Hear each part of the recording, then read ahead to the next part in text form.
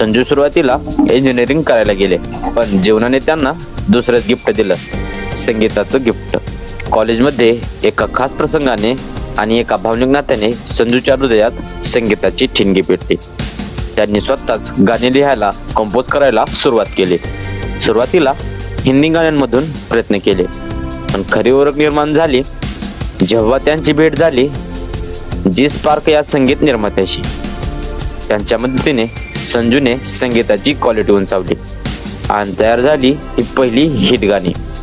बप्पावाला गाणं, नव्वारी पाहिजे, डिम्पल, स्टाईल मारते आणि मग लोकांना कळायला लागलं की एक नवीन स्टार जन्माला आला. 2024 मध्ये आलेलं गुलाबी साडी हे गाणं म्हणजे तर एकदम स्फोटच होता.